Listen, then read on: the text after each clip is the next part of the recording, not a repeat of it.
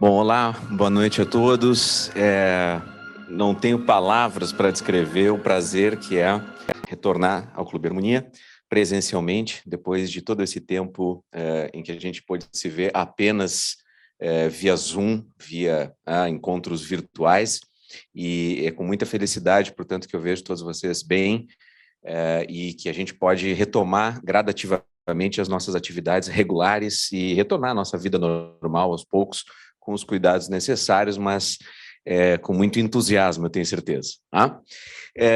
Meu nome é Eduardo Wolff, a gente já se conhece de vários encontros. Para quem não me conhece, eu sou curador, junto com a Lita, de alguns dos meses intercalados aqui que nós temos as palestras, né? E este mês em particular, o mês de setembro, é um mês que, a pedido dela, inclusive, quando nós conversamos no meio do ano, ali para junho e julho, e ela nos disse que faria um mês dedicado especialmente à história da Rússia e da cultura russa. Ela conversou comigo e falou o seguinte: olha, o que vocês acham de fazer, então, o Jeffs pela curadoria de cinema, passando alguns filmes, e você nas palestras, o que vocês acham de também entrar no espírito da Rússia, né? E a mim o que ocorreu foi um desafio. Eu vou explicar o que eu quero dizer com um desafio. Alguns de vocês devem ter assistido no ano passado um curso que eu preparei com o professor Flávio Soler, especificamente sobre os grandes autores russos. Tá? Ele deu uma aula sobre cada autor, mais ou menos assim. Então, simplesmente repetir a ideia de apresentar os russos me parecia pouco interessante. Mas o desafio que eu resolvi me colocar foi o seguinte: para entrar no espírito, eu pensei que, em primeiro lugar, este ano é o ano em que se comemora o bicentenário do Dostoiévski. E nós estamos falando de um autor que, aos poucos, ou seja, não no seu tempo de vida imediatamente, mas aos poucos, e sobretudo na virada do século XIX para o século XX, e ao longo de todo o século XX, se consolidou como um dos autores mais apreciados de toda a literatura. No final da década de 50, para vocês terem uma ideia, uma enquete com estudantes da faculdade da Universidade de Sorbonne, lá em Paris, dava Dostoiévski muito à frente de qualquer outra predileção, de qualquer outra preferência dos jovens estudantes da universidade, isso no final dos anos 50. Né? Hoje eu suponho que seria algum tipo de cantor do TikTok, mas na época, pelo menos, ainda era Dostoiévski. Mas o fato é que o desafio de enfrentar uma análise de Dostoiévski me pareceu interessante. Então, vamos pensar. Bicentenário, muita publicação, muita gente falando, e uma obra de um autor que foi considerado uma espécie de profeta dos males e das grandes tragédias, inclusive, que o século XX viveu. Inclusive o totalitarismo na União Soviética, por exemplo. Tá? Então eu pensei, esse é um bom desafio. E eu resolvi dobrar a aposta e casar esse desafio com um outro, que é o fato de que, normalmente, quando a gente pensa na literatura russa, a gente tem dois gigantes, dois autores que se sobressaem de maneira muito explícita. Por mais que a gente possa lembrar de um autor como Gogol, como Chekhov, como, sei lá, os escritores Pushkin, né, os escritores que prepararam em vários aspectos, em vários sentidos, prepararam o terreno para a grande literatura russa da segunda metade do século XIX. Quando a gente pensa nos dois gigantes, é Dostoiévski e Tolstói. E, portanto, eu propus para vocês esses 3 encontros, que começa justamente hoje com essa introdução, propondo a pergunta: qual dos dois? Quem é quem nessa história? Tolstói ou Dostoiévski? E o que cada um deles representa quando nós pensamos a história da literatura do século XIX para frente? Esse é o nosso desafio ao longo de 3 encontros. Examinar mais detalhadamente cada um dos dois, Tolstói na aula que vem e Dostoiévski na próxima, a partir de um conjunto de textos que eu vou passar para vocês para a gente discutir com um pouquinho de pormenor, um pouquinho de detalhe, mas começando hoje com uma panorâmica um pouco mais ampla e lançando um desafio diferente. Não quero responder a pergunta qual é melhor, porque não é esse o ponto. A questão não é saber qual é o melhor, mas é saber que jogadas literárias cada um desses dois gigantes fez, que movimentos, como é que eles produziram as suas obras e, com base nisso, tentar identificar quais são as diferenças entre eles. E o que está em jogo, portanto, quando a gente se pergunta por um e por outro, o que representa a obra de Tolstói e o que representa a obra de Dostoiévski. Tá? E para fazer isso, vocês vão perceber pela aula de hoje, que é a mais panorâmica delas, as outras vão ser mais cerradas, mais fechadas em cada um dos autores, vocês vão perceber que eu vou falar muito da história da literatura europeia e da história da literatura ocidental para a gente tentar entender e situar onde é que esses escritores russos se inserem. Para isso, o livro que eu vou utilizar para expor essa grande análise, que é de um dos meus autores favoritos, é um dos críticos que eu realmente mais admirei e mais admiro, é um crítico nascido na França, mas fez sua carreira toda em língua inglesa, sobretudo, lecionou nos Estados Unidos, na Inglaterra, na Suíça, um sujeito chamado George Steiner. Tá? E ele tem um livro chamado justamente Tolstói ou Dostoiévski, essa é a pergunta. Foi o primeiro grande livro dele, Tolstói ou Dostoiévski, 1959, uma obra-prima, está publicado no Brasil pela editora Perspectiva. É com o Steiner que eu vou apresentar para vocês, portanto, essa panorâmica da obra desses dois autores e tentar mostrar quais são os desafios para responder a questão entre Tolstói e Dostoiévski.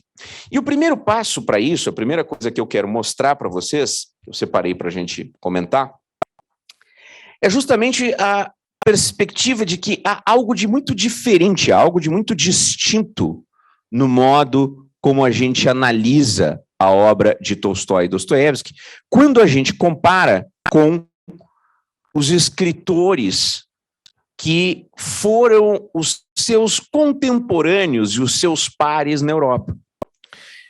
Alguns desses escritores, inclusive, eu tive o privilégio de comentar algumas das palestras desse primeiro semestre. Não sei se alguém chegou a ver, eu dei uma aula sobre Madame Bovary, por exemplo. Né? Então, esses são alguns dos escritores que normalmente nós temos em mente e comparamos quando falamos de Tolstói e Dostoiévski, que são os escritores da mesma época. Né? No entanto, há uma diferença muito forte quando a gente fala desses autores, precisamente por um aspecto que, sobretudo no século XIX, causa um certo espanto.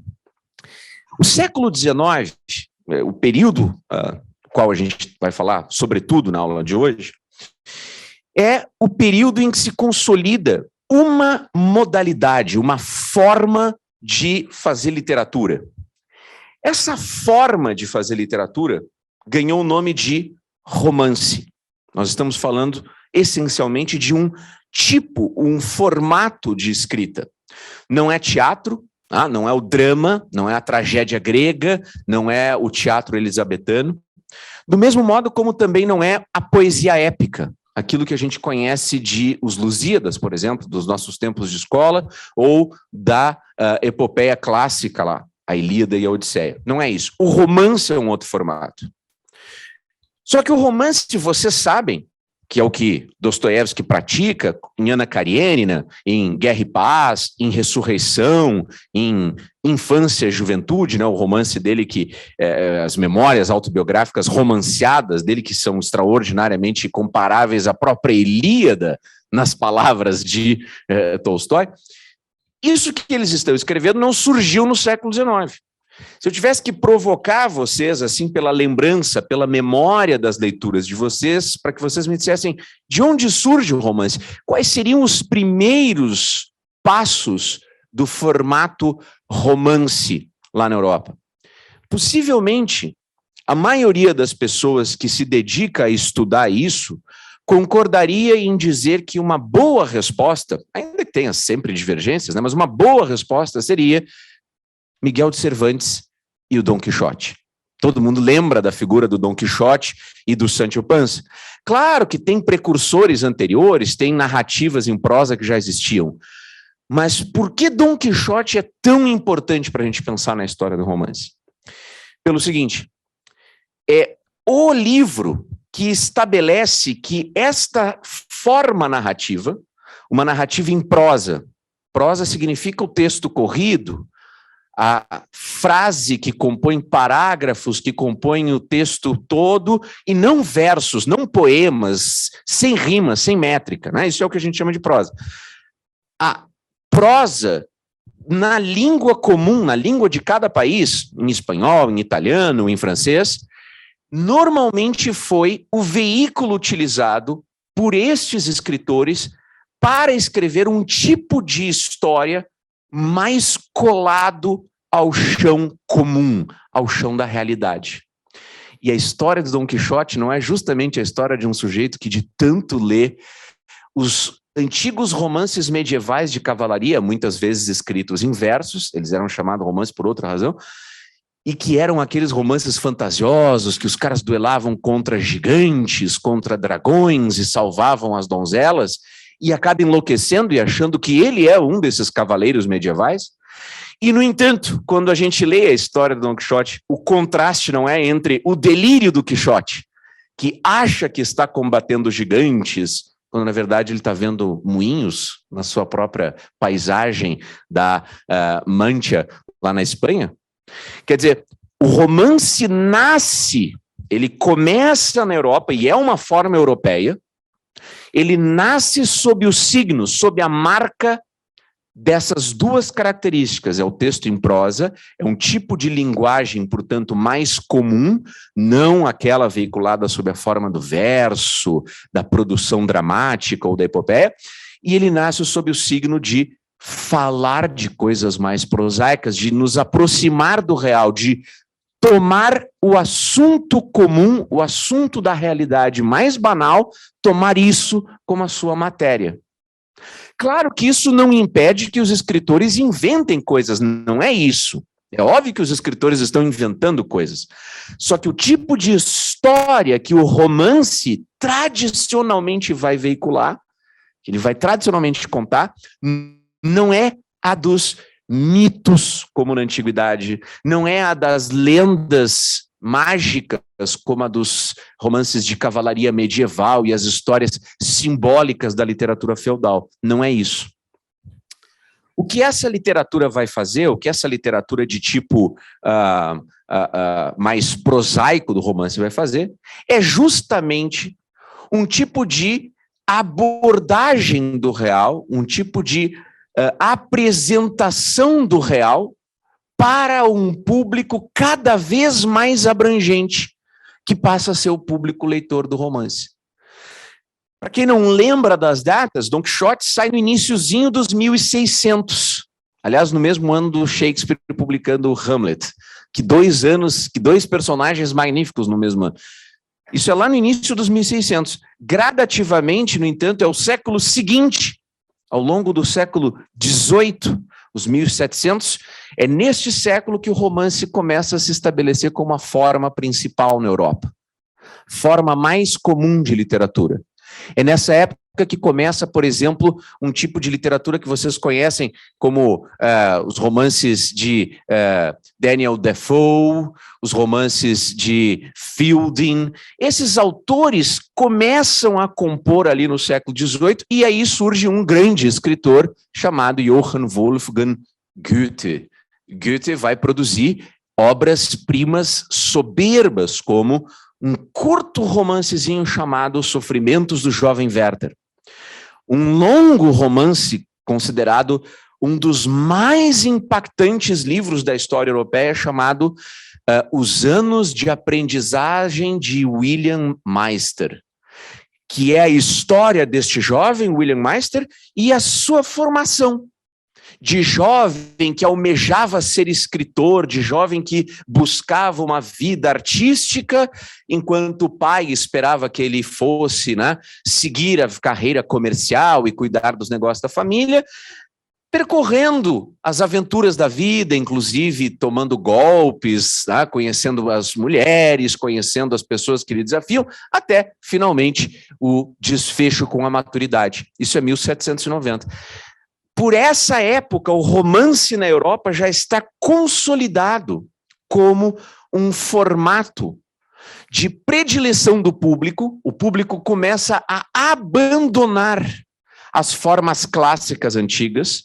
O público aristocrático, que preferia ver a tragédia de estilo grego, mesmo que fosse remodelada pelos franceses, Racine e Corneille na França, por exemplo, ou então o estilo épico, que foi repetido muitas vezes no século XVI, até o século XVII, aqueles longos poemas em versos, John Milton, e o Paraíso Perdido, e por aí vai, essas coisas começam a ser abandonadas. Esse estilo de literatura vai sendo preterido pelo romance.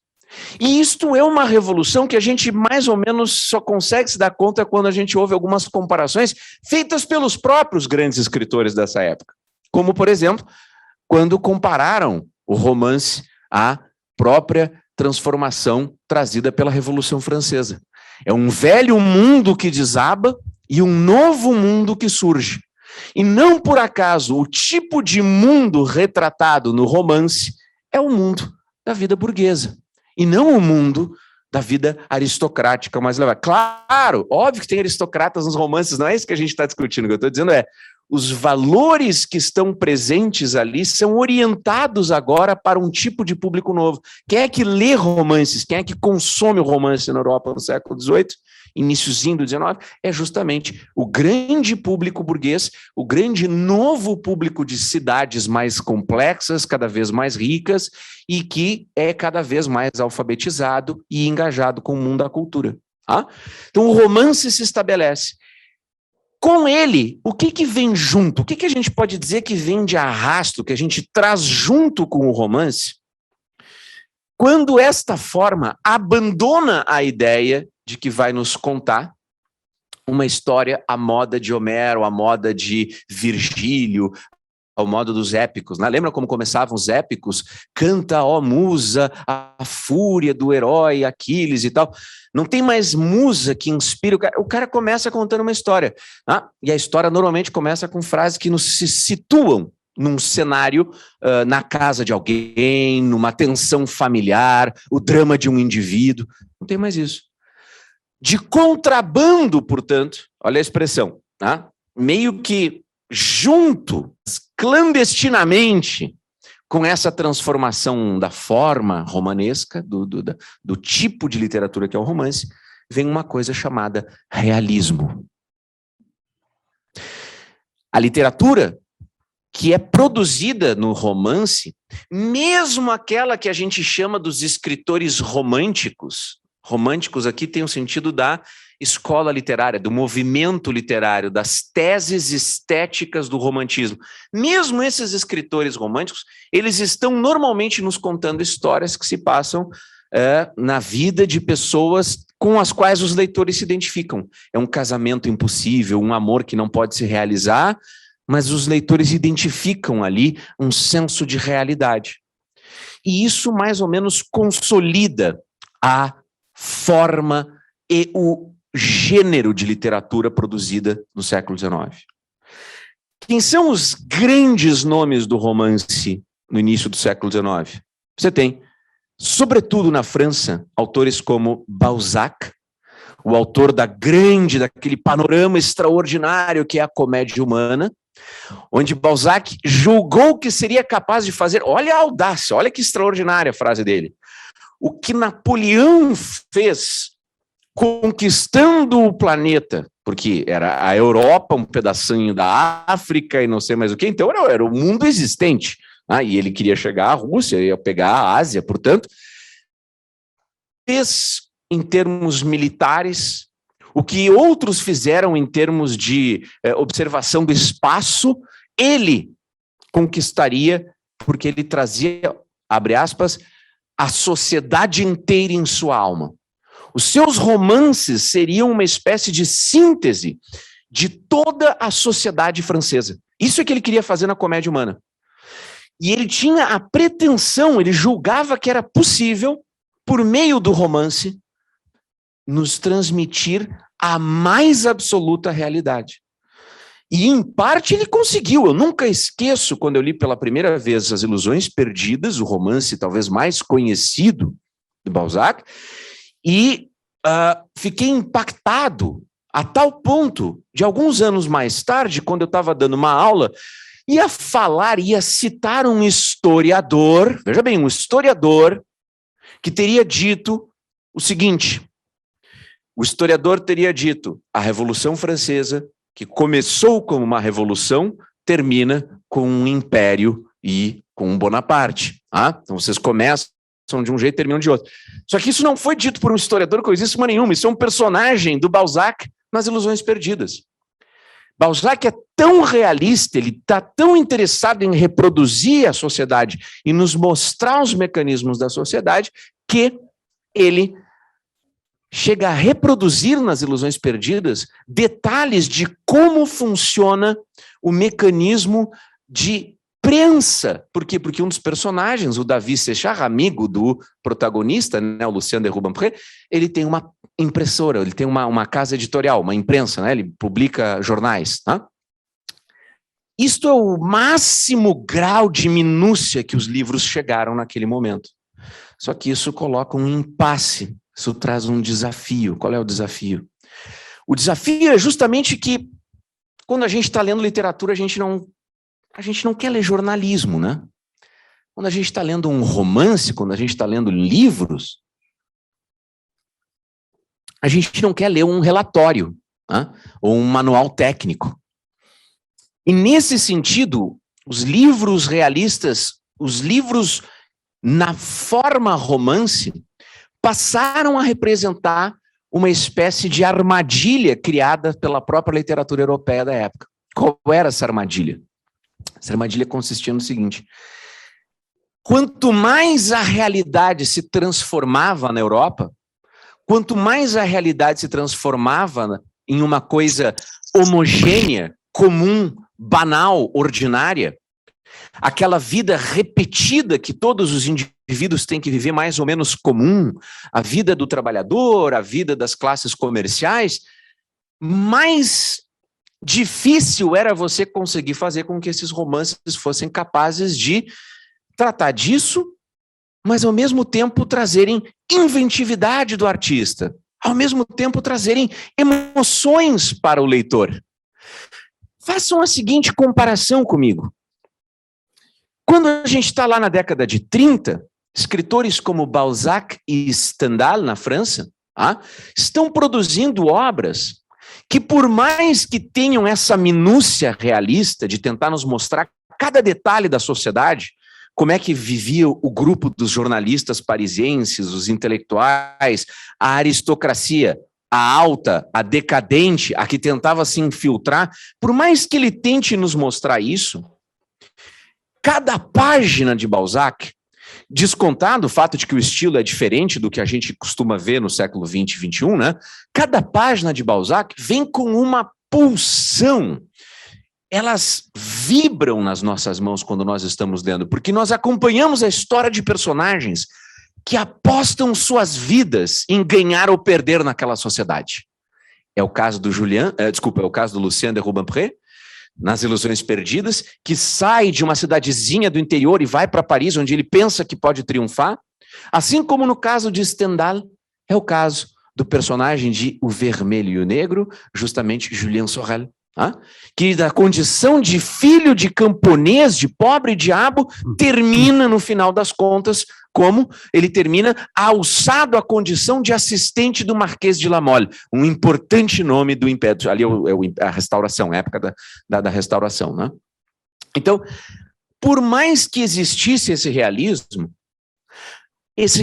não tornava os romances, digamos assim, incapazes, inabilitados de mostrar alguma grandeza, alguma ousadia dos personagens, alguma espécie de sopro de aventura existencial tanto quanto social. Por quê?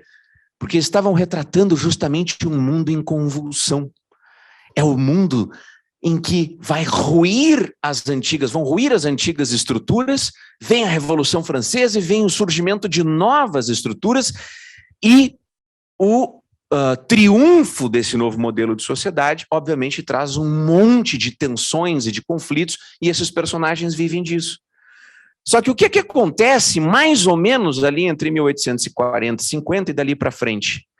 Existe uma homogeneização social e econômica e política na vida europeia. As coisas se estabilizam. E gradativamente começa a haver uma espécie de homogeneização da vida, da experiência social. Isto foi examinado por grandes pensadores e grandes analistas muito finos, um dos quais notou que o mundo da metade do século XIX, esse mundo da sociedade industrial incipiente, da vida urbana e comercial, é um mundo gris, é um mundo cinzento. É um mundo que nas roupas masculinas se traduz na predileção pelo preto, o cinza chumbo, um tipo, digamos assim, monocolorido, né? E se traduz em um padrão coletivo de experiência social da massa. Tudo é mais ou menos idêntico para todos. Grandes massas de populações vivem uma vida muito parecida. São poucas as pessoas que vivem nessa elite muito aristocrática e deslocada. Então, aquele mundo se torna agora um desafio novo. Qual é o escritor que representa um desafio de escrever sobre esse mundo tão tedioso, tão banal, quando a realidade cotidiana se transforma tão insuportavelmente anti-artística, incapaz de inspirar? Gustave Flaubert. Gustave Flaubert, na França, é o escritor que foi considerado o cara que disse o seguinte: eu serei capaz de escrever um romance sobre o nada. O que ele queria dizer com isso? Eu estou traduzindo uma tese muito complexa, é óbvio, né? O que ele queria dizer com isso? Que ele, com o tipo de literatura que ele queria produzir, chamada de realismo, né? A chamada escola realista ou naturalista, dependendo dos livros, como é que eles classificam, o que ele dizia que ele era capaz de produzir era justamente um romance que desse conta de ser uma obra de arte esteticamente, ou seja, artisticamente falando, de alta qualidade, mas ao mesmo tempo o seu assunto seria quase ínfimo. Os personagens seriam insignificantes, suas existências não teriam grandeza nenhuma, não seriam grandes heróis, aventureiros. Era a moça de província, que até tinha um sonho de querer uma vida amorosa mais agitada, mas que casa com um médico medíocre e que vive uma vida sofrida, sentimentalmente miserável, incapaz até mesmo da própria imaginação ganhar asas, a ponto de se dedicar depois ao adultério como forma de escape desse universo. É a história de Madame Bovary. Mas isso que Madame Bovary ainda há um enredo, né? Ainda tem uma coisa substantiva que é a tragédia que a gente pode ver nesta vida cotidiana mesquinha, tacanha, primitiva, sem nada de grandioso da Emma Bovary. A gente ainda enxerga uma história. Mas Flaubert quis levar ao máximo esse seu desafio. E por isso ele escreveu um livro que acabou ficando inacabado, ele morre antes, né? Bouvard e Pécuchet, que é a grande obra dele para falar da estupidez da vida burguesa comum. Não tem nada de conotação política revolucionária aqui, de ser revolucionário por oposição à burguesa, é de constatar a sociedade do seu tempo, de olhar para o seu mundo, de olhar para a sua sociedade e dizer: esta é uma sociedade em que a arte é inviável, ela se tornou inviável, não tem como produzir arte grandiosa se o mundo é pequeno, como é pequena a visão de mundo dessa sociedade que eu vivo aqui.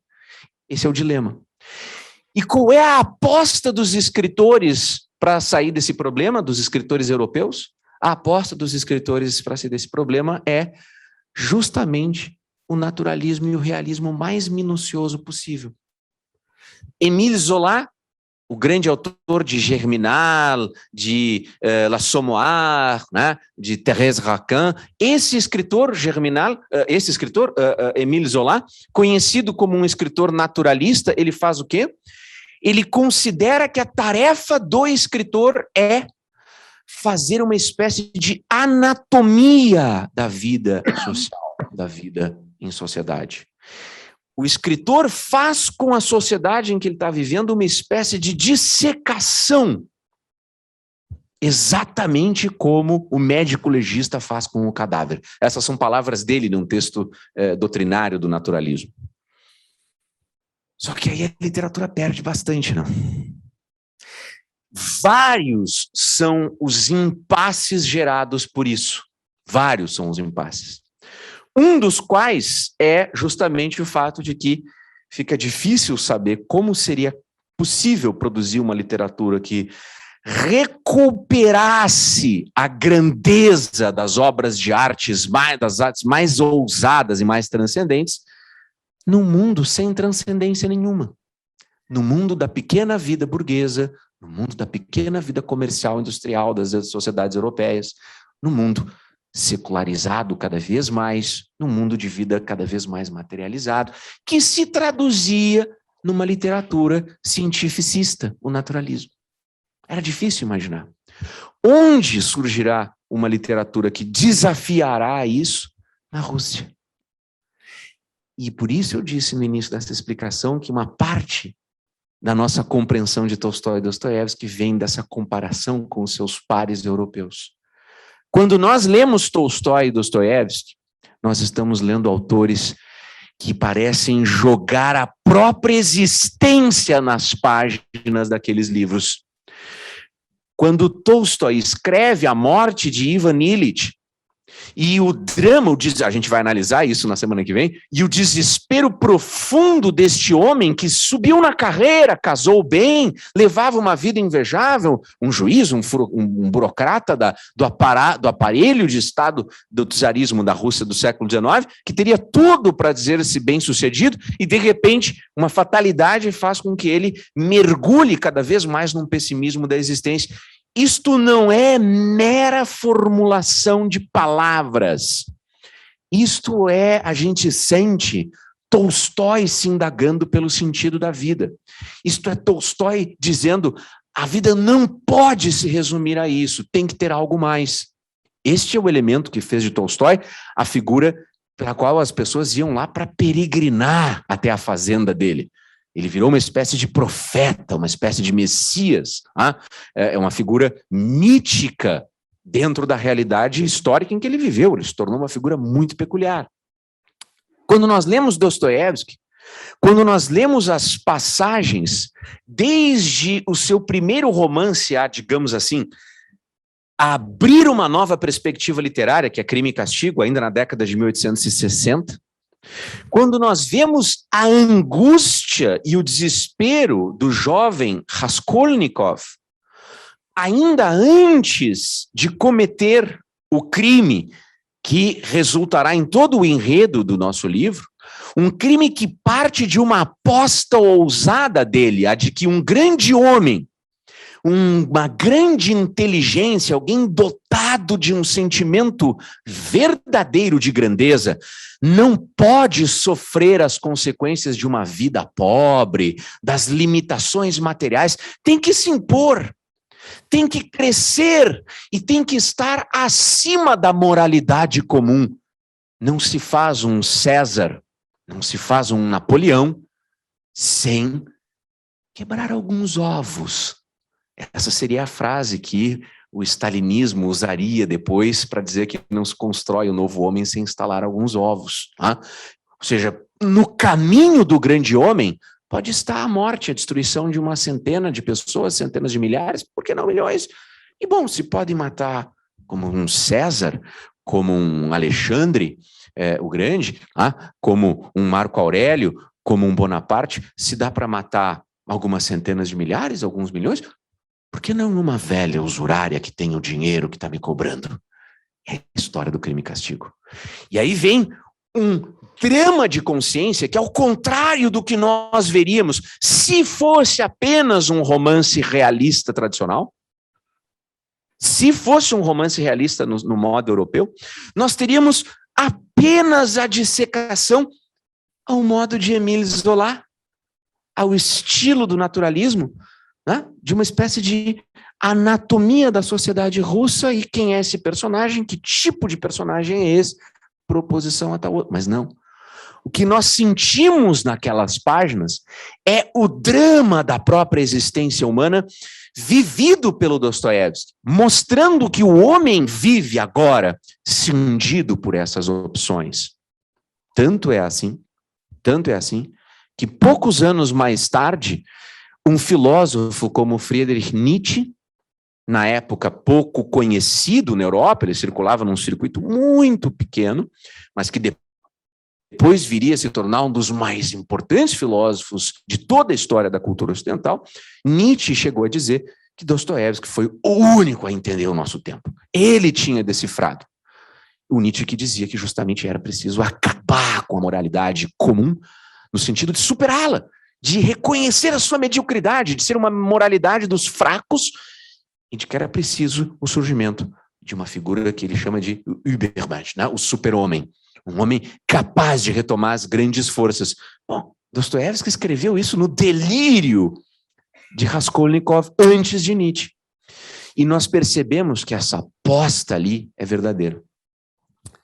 E é por isso que o George Steiner, quando está nos mostrando que a literatura russa, quando comparada com a literatura europeia principal, não é que a Rússia não seja parte da Europa, ele nem entra nessa discussão, ele está mostrando o seguinte: dadas as nações centrais da Europa, culturalmente centrais, Itália, Alemanha, França, Inglaterra, e um pouco mais marginalmente a Espanha, Portugal sempre foi muito mais marginal, mas estas são as culturas. A Alemanha não existe como nação unificada até o final do século XIX, até a década de 70, a gente sabe, mas a língua alemã se expressava em diversas regiões não unificadas, mas era uma cultura com certa unidade. Então, fora desse eixo, é que começa a vibrar um tipo de literatura muito mais intensa.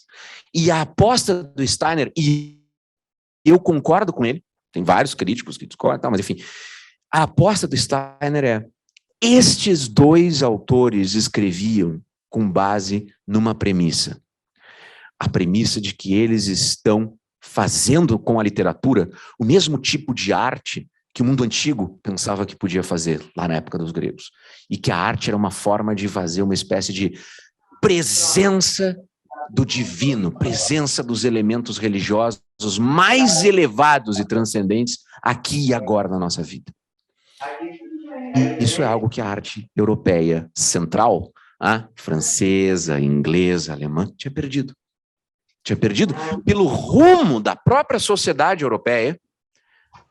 Essa sociedade não podia mais viver como se tivesse aquelas velhas energias do tempo de um Dante Alighieri, do tempo de um Homero. Ela não pode mais. Ela já é a sociedade secularizada, a sociedade laica, científica, a sociedade cinzenta da vida burguesa, como escreveu o Walter Benjamin. Já não tem como voltar atrás. Na Rússia, no entanto, energias sociais muito diferentes, que vocês conhecem, porque já tiveram agora um curso sobre a história da Rússia, vocês sabem quão atrasada e ambígua era a Rússia. Ela não era só atrasada, ela tinha uma cultura sofisticadíssima ao mesmo tempo. Tá? Então você tem atraso econômico material combinado com sofisticação cultural e tradição, combinado com o fato de que a presença do elemento religioso na cultura russa sempre foi determinante. Tá? Seja pelo cisma que resulta na Igreja Ortodoxa e na tradição da matriz do cristianismo ortodoxo, que é muito mais presente na vida russa ao longo do século XIX e XX. Hoje é um pouco diferente, mas sempre foi mais presente do que foi a Igreja Romana no mesmo período, XIX e XX, na Europa, Tá? Seja por esse elemento, seja por certos traços que alguns antropólogos e historiadores vão chamar de certos elementos orientais da Rússia. Tá? Traços de crença numa espécie de transcendência, num tipo de relação com a divindade que não é próprio da experiência dos países da Europa Ocidental.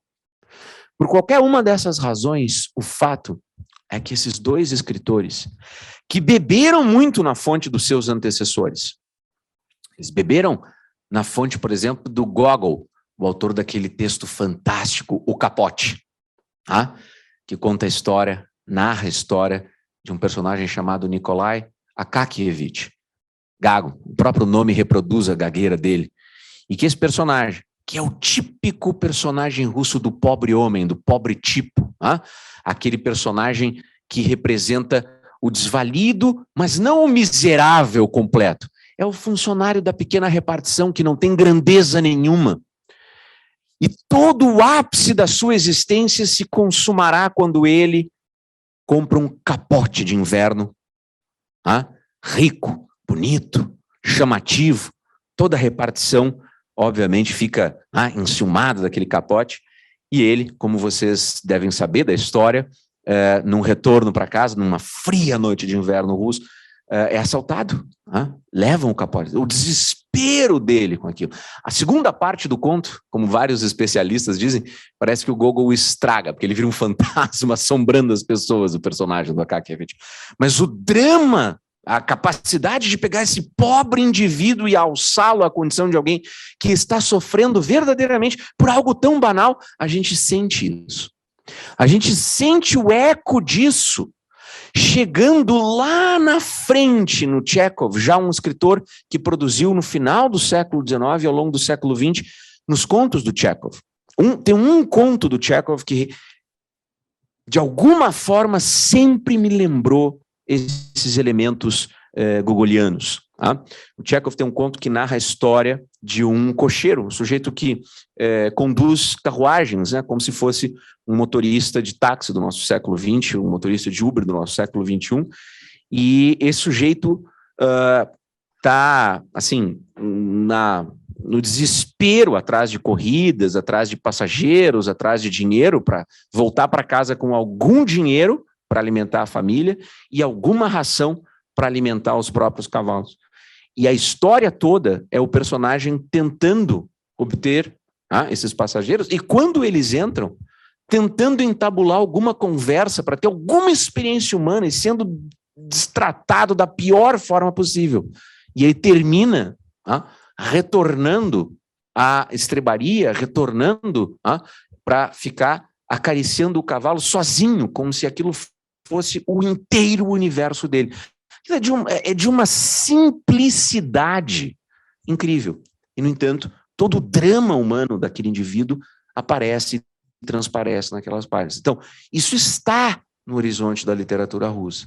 Mas o fundamental é que nós encontraremos na obra de Dostoiévski e na obra de Tolstói, de jeitos completamente diferentes, nós encontraremos um fundamento que eu estou chamando aqui para vocês de transcendental.